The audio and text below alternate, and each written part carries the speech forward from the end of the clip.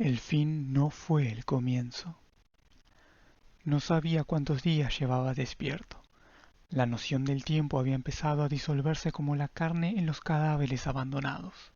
Las noches ya no se distinguían por la oscuridad, sino por el frío. Los días por la ausencia de ruido.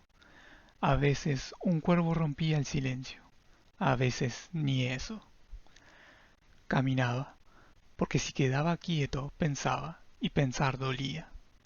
La herida en el cuello aún latía como un tambor apagado. Se le había hecho él mismo, sin querer, tratando de pasar una ventana rota. El vidrio le cortó, pero no fue tan profundo, y no había agua limpia, ni vendas reales, solo una camiseta vieja y la esperanza de que no se infectara. La venda estaba sucia, él lo sabía, pero en ese mundo todo lo estaba. El carpintero había sido eso, simplemente un carpintero, hombre de manos fuertes, espalda cargada y palabras medidas. En otro tiempo construía mesas, arreglaba sillas, ponía estanterías en casas de gente que ya no existía. No era nadie especial, no tenía entrenamiento militar, no sabía disparar un arma hasta que tuvo que hacerlo. El mundo no terminó con una bomba, ni con una invasión. Terminó con una serie de decisiones estúpidas tomadas por gente que nunca tocó la tierra con las manos. Una enfermedad, decían, una mutación, pero él no vio médicos ni vio respuestas. Solo escuchó a su vecino romper una ventana, meterse a su casa a los gritos, con la cara cubierta de sangre y los ojos muertos. Esa noche huyó. Se llevó lo que pudo. Una mochila, una linterna que no duró ni 2 días, un cuchillo de cocina y una radio que solo emitía estática. Caminó hasta que las piernas se le entumecieron. Durmió en el suelo más veces de lo que recordaba. Soñaba con su taller, con el olor a madera recién cortada, con el mate en la mano mientras el sol entraba por la ventana. Pero cada mañana se despertaba con el cuello tieso, el estómago vacío y el ruido lejano de algo arrastrándose por la calle. Sobrevivir no era un logro, era una rutina. Comer, no morir, reparar lo que podía, buscar, perder y repetir. Una vez creyó haber encontrado un refugio definitivo, una casa apartada, con cerca, sótano y herramientas. Estuvo semanas reforzando puertas, sellando ventanas, cultivando en macetas rotas, hasta que una chispa, tal vez una vela mal puesta, tal vez un generador sobrecargado, lo cambió todo. El fuego llegó rápido, demasiado. Tuvo que elegir entre quedarse o salvar sus cosas, o huir con lo opuesto. Eligió vivir, pero en su interior algo se quemó con la casa.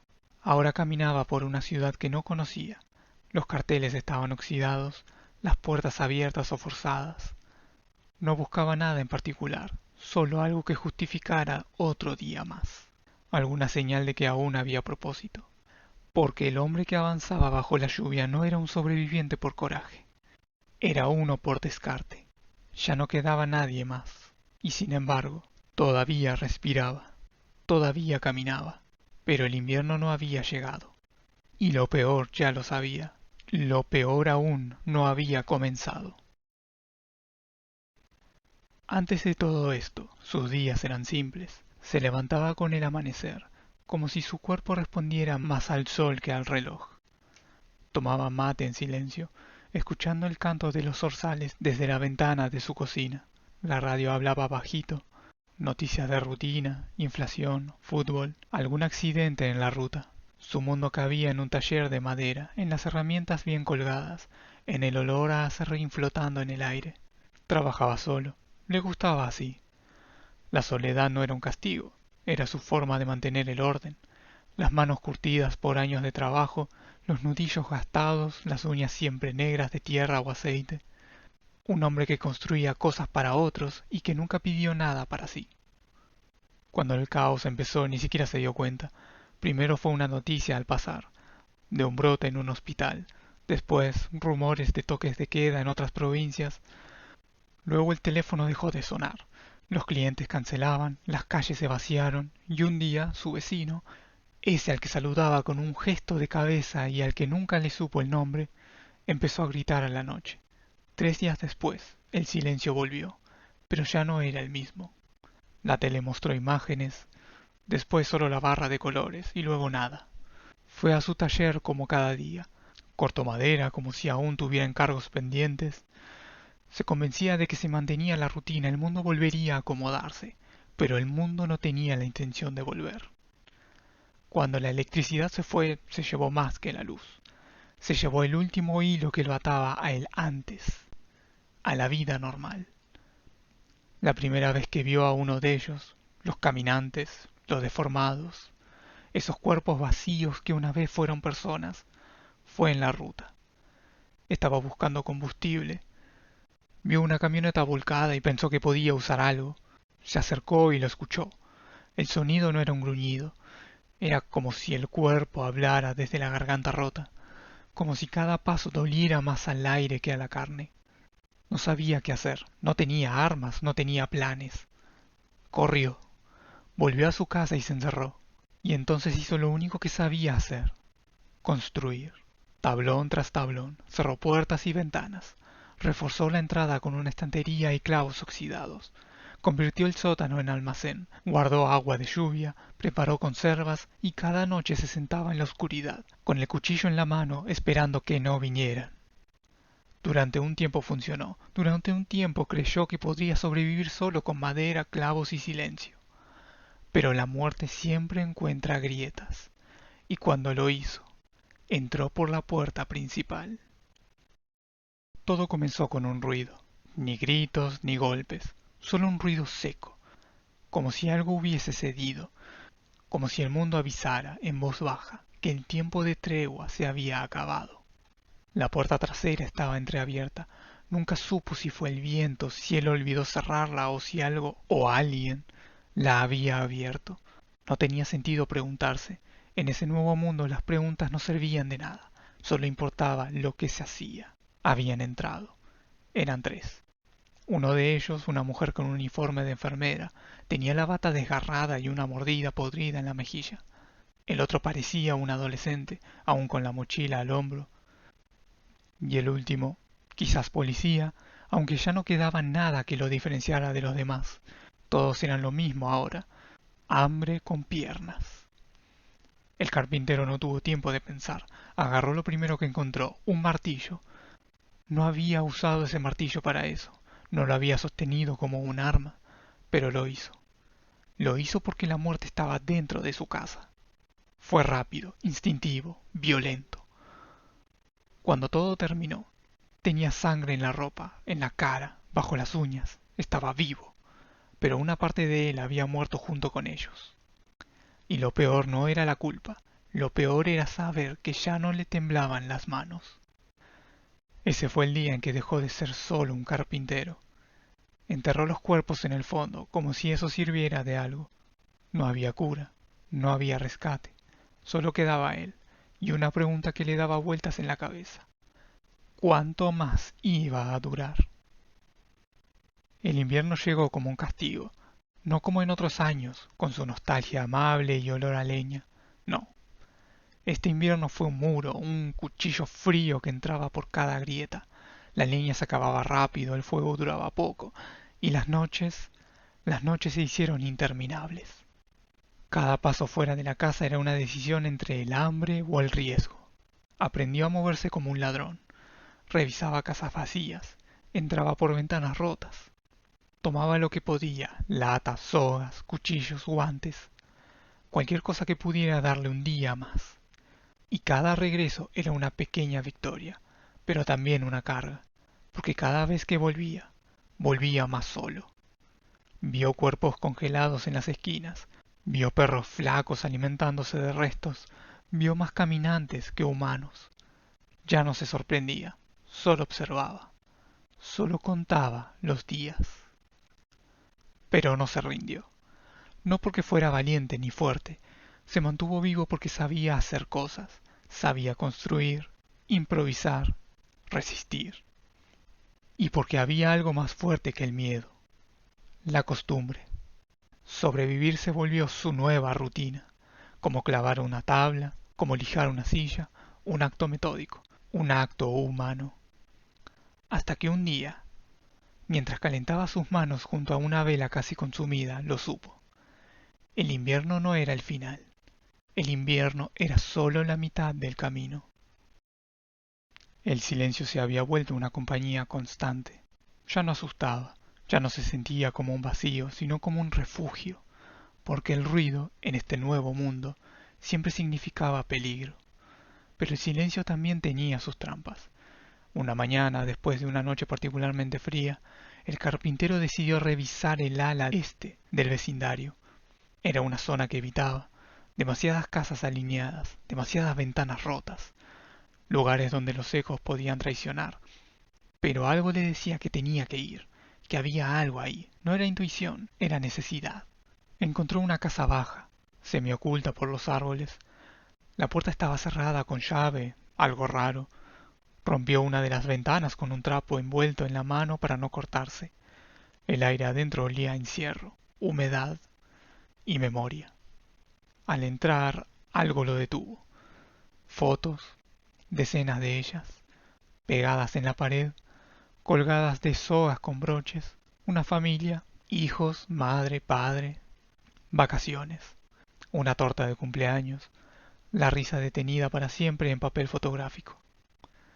Él también había tenido fotos así. Se quedó quieto, observando, como si verlas fuera lo más peligroso que podía ser, como si de pronto su pecho recordara cómo dolía antes todo eso, y no por lo que pasó, sino por lo que ya no iba a pasar nunca más. En el segundo piso encontró una habitación cerrada. Al abrirla, el olor a putrefacción le pegó de lleno. No entró, no era necesario. A veces no hace falta ver para entender. Salió de la casa con un marco bajo el brazo, una pequeña foto, una pareja joven, abrazada con un lago de fondo.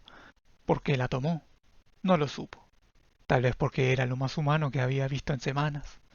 Tal vez porque necesitaba recordarse que alguna vez hubo amor, que alguna vez hubo un antes. Esa noche no durmió, no por miedo, sino porque los recuerdos le pesaban como ladrillos en el pecho. Pensó en su madre, en la carpintería familiar, pensó en los domingos de asado, en la radio de fondo, en la risa de sus sobrinos y sobre todo, en cómo todo eso se había desvanecido sin despedirse. Sobrevivir dolía, no por los zombies, no por el frío.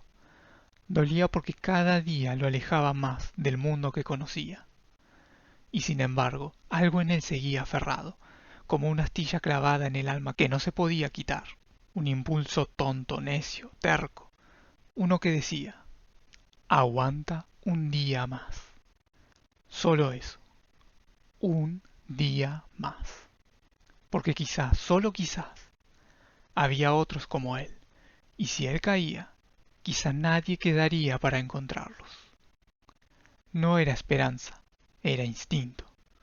Y a veces, eso era lo único que necesitaba. El precio del refugio. Aquel galpón desvencijado, cubierto de maleza y telarañas, no prometía nada, pero a los ojos del carpintero fue un hallazgo, un regalo improbable en medio de tanta ruina. Estaba lejos del centro, lejos de las hordas errantes, lejos del bullicio de los saqueadores, aislado, como él. Pasó semanas fortificándolo, cada clavo que martillaba era una palabra no dicha, cada tabla que levantaba, una oración a lo perdido. Usó puertas reforzadas, ventanas con doble barricada, hizo una salida trasera oculta, cavó una zanja frente al portón principal, puso trampas, y una alarma con latas colgando de sogas que tintineaban con el más leve movimiento. No era solo protección, era control. Era todo lo que el mundo ya no ofrecía. Con el tiempo hizo más. Una pequeña huerta en el techo plano, recolectó lluvia en bidones limpios, preparó una cama con mantas que encontró en una vieja casa de empeños. Incluso talló, en un trozo de roble seco, su nombre, solo su nombre. Lo colgó en la entrada, como si declarar que ese lugar era suyo pudiera hacerlo real. Era un castillo de madera y soledad. Pero con cada mejora, con cada capa de seguridad, el silencio adentro se hacía más denso. Ya no era el simple silencio que lo cuidaba, era otro, uno que susurraba cosas, que le recordaba que nadie más sabía que estaba ahí, que si moría, su cuerpo se secaría entre esas paredes sin que el mundo lo notara. Una tarde, mientras arreglaba el cerco, se cortó profundo en la mano, sangró bastante, lo limpió, se vendó, pero por un instante vio su reflejo en un vidrio roto, flaco, barbudo, ojeroso, casi un espectro. Fue entonces cuando comprendió: el precio del refugio no era el trabajo, ni el esfuerzo, ni el aislamiento. El verdadero precio era volverse invisible. Durante días no habló, no con nadie, ni con él mismo, hasta que una noche escuchó algo.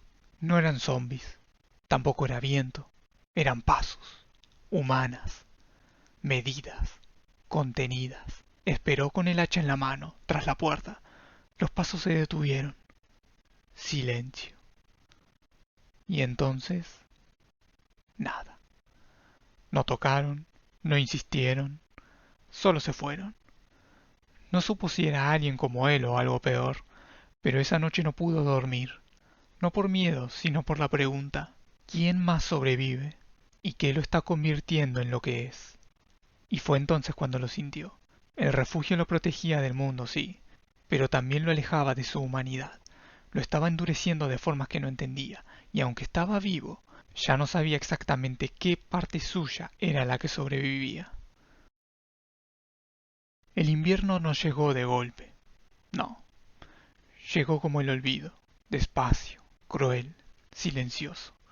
Las ventanas se congelaban por dentro, los muebles crujían con el peso de la humedad, y cada respiración era una nube blanca que recordaba que la calidez era un recuerdo. Él lo sabía, sabía que no tenía con qué aguantar meses así, y por eso, semanas atrás, antes de que las primeras heladas endurecieran la tierra, cavó 5 surcos. No eran prolijos, ni siquiera eran rectos, pero eran su última esperanza. Enterró en ellos unas pocas patatas que había encontrado. Las cortó, las separó con cuidado, como si fueran piezas de oro. No sabía si crecerían, no sabía nada de eso, pero apostó, porque no tenía otra opción. Mientras tanto, el frío seguía calando en los huesos. Salir se volvió un castigo, buscar comida, una lotería.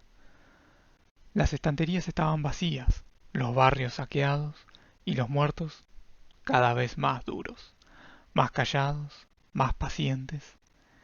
Volvía a casa con las manos vacías una y otra vez. El estómago crujía con furia, la cabeza pesaba, y aún así cada mañana salía al patio a revisar la tierra, como un ritual, como si rezara sin palabras. Durante días no hubo señal de vida, solo barro congelado.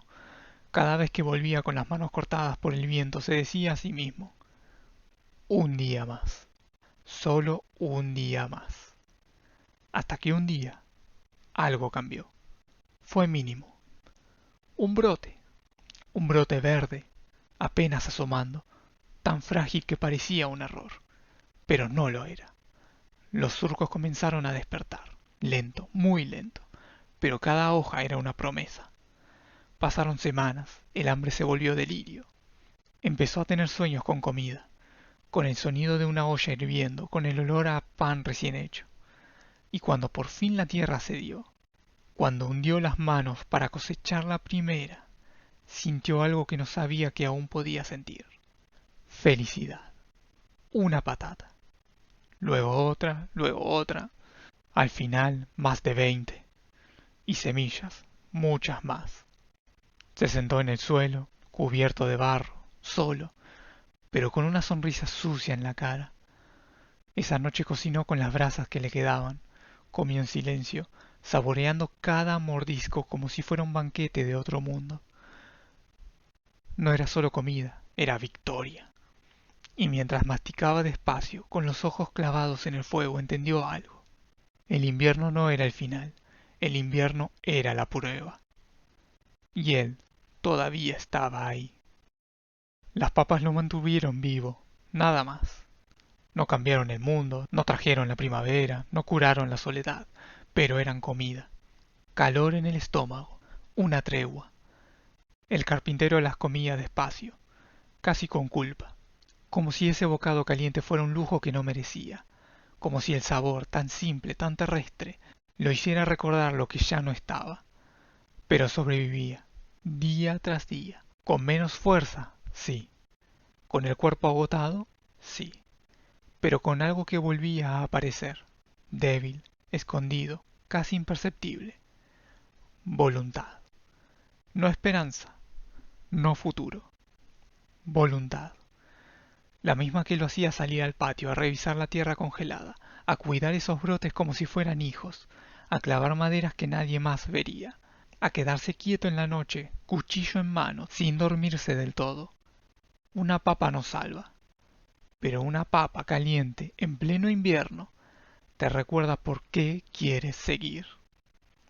Aunque duela, aunque no haya nadie más, aunque cada paso sea más lento. El carpintero lo sabía. No estaba bien, no estaba entero, pero estaba. Y mientras el viento aullaba entre las tablas sueltas del techo, mientras afuera el mundo seguía podrido y helado, mientras los muertos aún vagaban con hambre infinita, él se sentó, con una manta vieja en los hombros, y comió otra vez, solo, en silencio, con la espalda contra la pared, y pensó, esto no es victoria, pero es algo. Y él seguía vivo, y por ahora, eso alcanzaba.